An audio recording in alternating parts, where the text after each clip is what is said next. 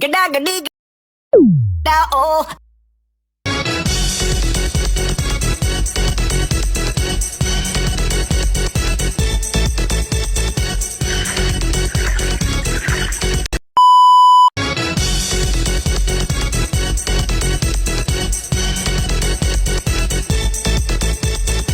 Hai teman-teman, kalian pernah sadar nggak sih kenapa daerah di Panam, Pekanbaru lebih ramai dan berkembang pesat, bahkan lebih hidup dibanding pusat kota yang berada di Sudirman? Kenapa ya? Kenapa? Why? Nah, mari yuk sama-sama kita bahas mengenai fenomena ini melalui pendekatan disiplin ilmu sosial dalam pembelajaran ilmu pengetahuan sosial. Cikidot. Hai teman-teman, kalian sadar nggak sih kenapa daerah Panam di Pekanbaru semakin ramai dan berkembang pesat, bahkan lebih hidup dibanding pusat kota yang berada di Sudirman? Nah, sama-sama yuk kita bahas mengenai fenomena ini melalui pendekatan disiplin ilmu sosial dalam pembelajaran ilmu pengetahuan sosial.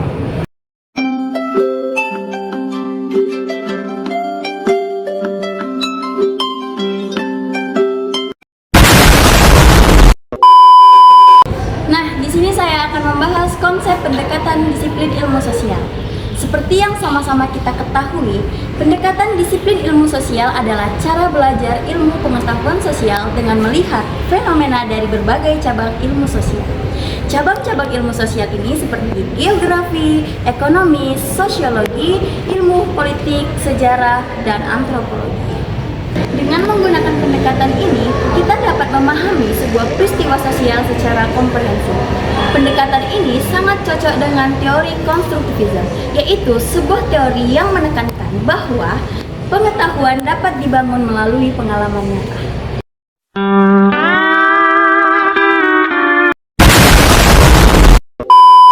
Kita akan membahas konsep geografi yang ada di daerah Panam dan yang ada di daerah Jalan Sudirman. Seperti yang kita ketahui, Panam adalah daerah yang cukup berkembang yang ada di bagian Pekanbaru, yaitu lebih tepatnya bagian barat Pekanbaru. Mengapa Panam cukup berkembang pesat? Nah, daerah Panam cukup berkembang pesat dikarenakan berdirinya berbagai universitas yang ada di Pekanbaru. Salah satunya yaitu Universitas Riau. Nah, masyarakat yang ada di Panam pun bersifat majemuk. Mengapa? Dikarenakan adanya berbagai pendatang yang ada dari berbagai daerah yang ingin menempuh pendidikan melalui jalur pendidikan tadi, yaitu ingin menempuh pendidikan ke Universitas Riau.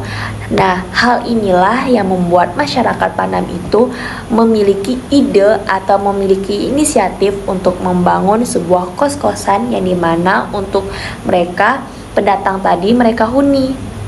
Nah, hal inilah yang membuat mengapa daerah Panam tadi itu rata-rata atau mungkin bisa kita bilang menyeluruh dipenuhi oleh kos-kosan dan universitas-universitas, dikarenakan pun letaknya pun strategis.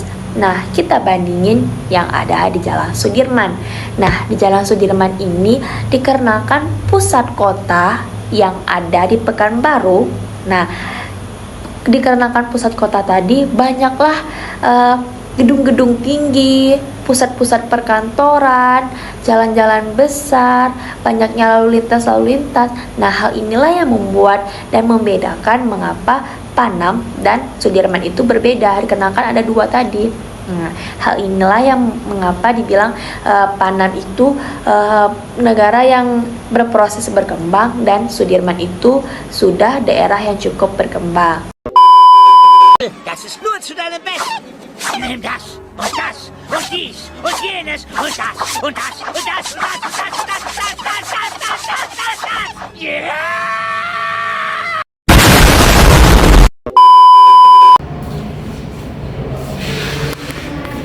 Nah, ekonomi. Seperti yang kita ketahui bahwasanya di Panam ini terdapat banyak universitas seperti Universitas Riau, UIN, dan Stifar dan lain sebagainya.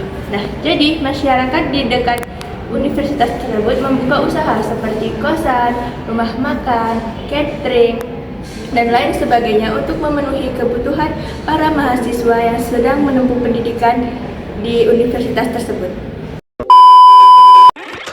SpongeBob?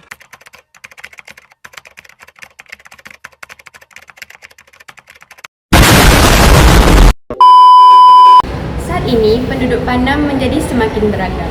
Banyak pendatang dan mahasiswa dari berbagai wilayah membawa perubahan dinamika sosial di wilayah ini. Gaya hidup masyarakat yang dulunya sederhana, sekarang perlahan-lahan mulai berubah ke modern dan fleksibel.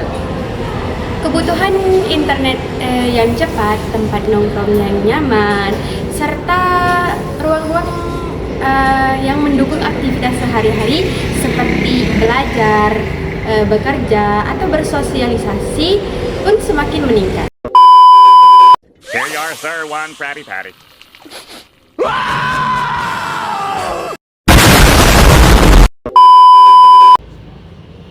Pemerintah kota juga telah memberikan dukungan melalui regulasi dan juga pembangunan infrastruktur seperti pelebaran jalan, perizinan usaha, dan juga pengembangan publik. Nah, ini juga menunjukkan bahwa kebijakan mendorong perkembangan wilayah ini.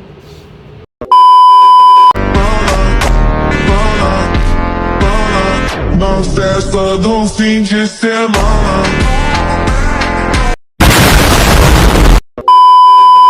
Pusat kota Pekanbaru berada di pinggiran Sungai Siak. Namun, seiring berjalannya waktu, aktivitas ekonomi dan juga pemukiman berpindah ke daerah Panam yang dianggap lebih adaptif dan juga modern. Kau seorang pembohong, penipu. Aku tidak akan tertipu lagi denganmu. Tidak akan.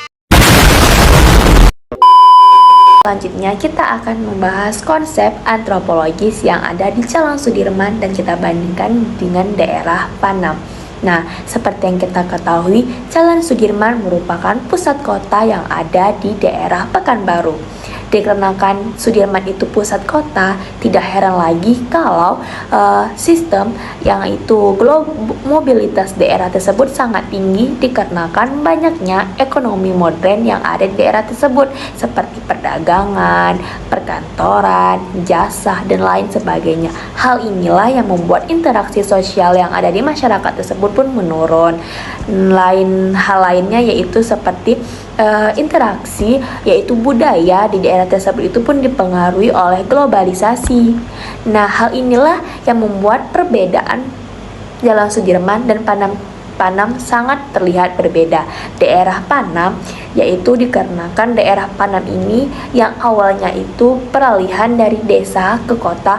Nah, hal inilah yang membuat mengapa daerah Panam tersebut masih kental adanya adat istiadat dan norma-norma. Ya, walaupun daerah Panam ini terkontaminasi dengan daerah Jalan Sudirman tadi, adanya urbanisasi. Hal inilah yang membuat mengapa daerah Panam dan daerah Sudirman itu sangat berbeda dan ada perbedaan antropologisnya. 12 seconds later. Nah, di sini saya akan membahas mengenai penerapan dalam pembelajaran IPS. Dalam tahap ini, guru dapat menggunakan model pembelajaran problem based learning yang memberikan contoh tantangan seperti kenapa Panam itu berkembang pesat. Lalu jelaskanlah dari sisi ilmu sosial yang berbeda-beda dari setiap siswa. Yang kemudian para siswa akan membentuk suatu kelompok, lalu mencari data lapangan, berdiskusi, hingga melakukan presentasi. Ini juga membuat pembelajaran IPS tersebut menjadi lebih hidup dan relevan dalam kehidupan sehari-hari yang sesuai dengan kontekstual teaching and learning.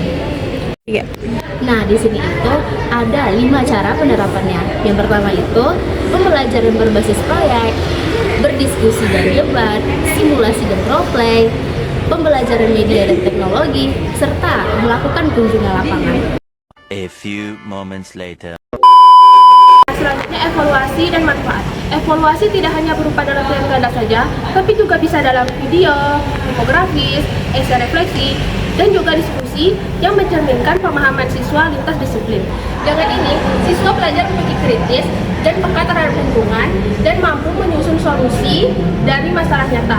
The next day.